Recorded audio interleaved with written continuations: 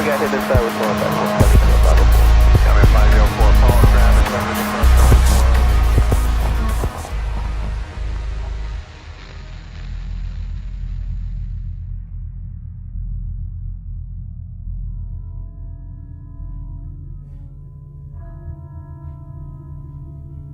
Humans are driven to explore.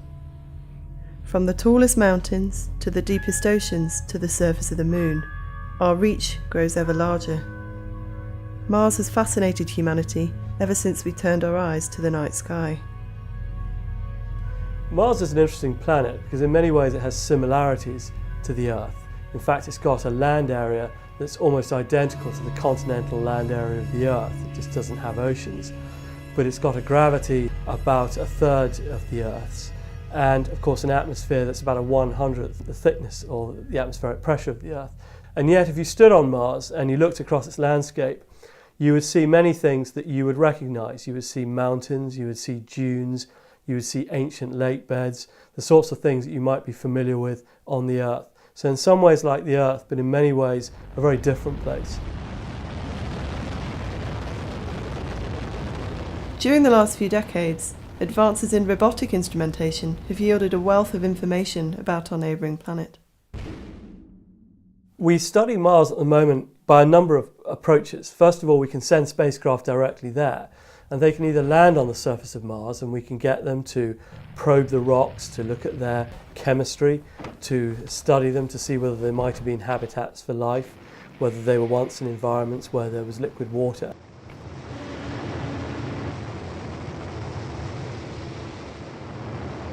To find out information which is useful to me as a geologist, I really like images from orbiting spacecraft. Landers are useful as well because you can get in and amongst the rocks and really personal and do geology like you would on the ground on the Earth. But for a real overview of a planet, you need images from orbit. These robotic explorers are becoming ever more sophisticated. So, is there any scientific need to send humans in their place?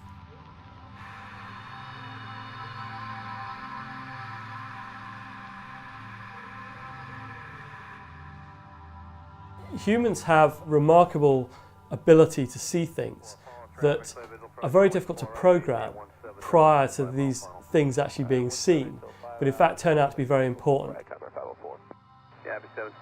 There are things that a robot can do that a human can't. You know, aside from the fact that a robot can certainly survive better on the surface of Mars than a human can, being a mechanical object has a lot less things to worry about. You don't have biology to worry about. Contamination is not so much of an issue. You can sterilise a rover, but you can't sterilise a human. However, the one thing that rovers do lack fundamentally is intelligence. They can't see an outcrop and straight away think that one looks really fantastic. You know, that looks very interesting. Human beings bring decades of information to bear on the problem, and by having a human on Mars, you will find that they will come across things that turn out to be of great importance scientifically, but you couldn't have predicted beforehand. And you can do that to a certain extent with a robot. You can put a camera on a robot, and you can have a human being on the Earth looking through that camera, and it can make interpretations and reprogram the robot. But I don't think we can still do better than having human beings on the surface of a planet wandering around with a rock hammer, collecting information, developing hypotheses and doing science themselves. The large collections of information that are in a human brain that allow you to recognise things that were not part of the original program but turn out to be important. The discoveries I would be most interested in are in a field of science called astrobiology, the search for life beyond Earth. And with a trained astrobiologist that would know what signs to look for what rocky outcrops that might have been laid down as sediments in an ancient lake on Mars, to know which bit to hack away at and to scrutinise more closely, that's how we're going to find something really revolutionary about the surface of Mars. The next phase is going to be on the astrobiological front, you know, looking for life. Most likely extinct life, who knows? Even extant, existing life. But I think that's really where we need to make the progress. We have the instruments, we have the technology, and several of the missions in the coming decade are going to address that issue. But some think science is not the only reason to send people to Mars. This is as much a part of the human story as it is about doing science. If a robot had been landed at the Earth's South Pole in 1910, would Scott have cancelled his expedition? Or if a robot had been landed at the summit of Everest in 1950, would Hillary and Tenzing have got in contact with one another and said, oh, let's just forget this, it's not worth it? I think the answer would have been no. In fact, not only would it have been no, I think that the photographs sent back from those locations probably would have enticed them even more to have headed out to the South Pole or climbed Everest, because they would have wanted to have seen this for themselves. It's inwrought into the human personality to want to explore. And no matter how many robots we send to Mars, no matter how much information they gather, it will not dilute the need for humans to go there ourselves, because it's what we do and it's part of the human story. Traffic in left turn to the parallel runway, being Embraer 135.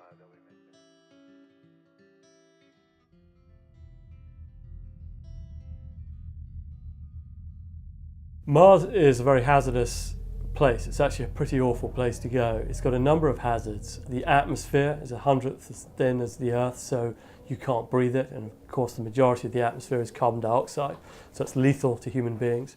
It has a high level of background radiation because the atmosphere is a lot thinner and it doesn't have a magnetic field to protect humans on the surface from many of the hazards of radiation. It's got ultraviolet radiation that's 1,000 times more damaging to biological material than on the surface of the Earth. All of these things make this an environment that's very difficult for human beings to operate in. The trouble with sending people, of course, is that they're rather particular. You've got to give them air, you've got to give them water, you've got to give them food. You know, they're quite picky compared with robots or robotic spacecraft. So, you know, you've got to look after those requirements. When we send humans to Mars, they've got to spend several months in transit. Now, we know humans can survive that. We've had long duration missions in orbit around the Earth. But when you come back to a planet after that length of time, you're not in great shape. So there's quite a toll taken on your body when you spend so long without gravity. You're not going to arrive on Mars in the same condition of peak fitness as you left the Earth. You know, it's doable. It's technically challenging, but hey, most of what we do in space is technically challenging.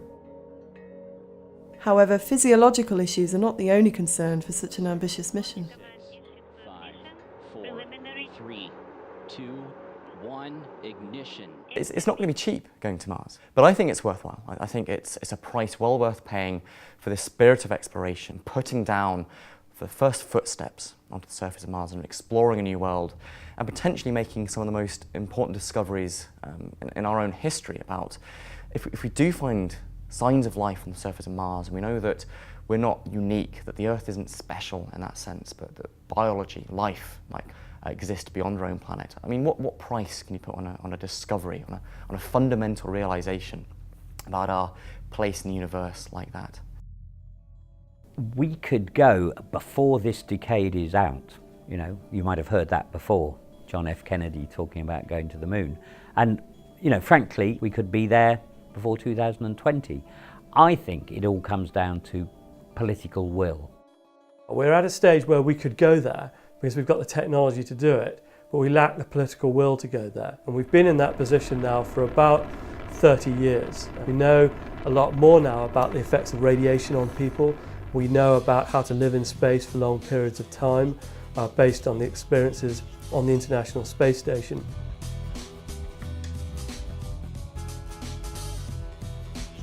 When are humans going to get to Mars? Well, it's always about 20 years from now. It's been 20 years from now ever since we landed on the moon, which was 40 years ago.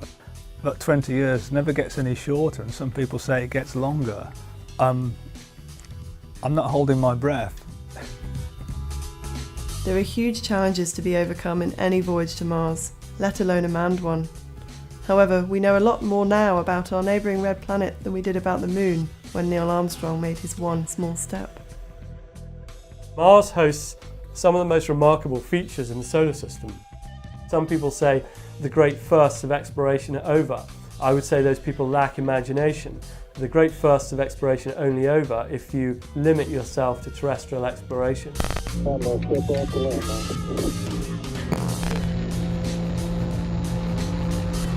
one small step for man, one giant leap for mankind.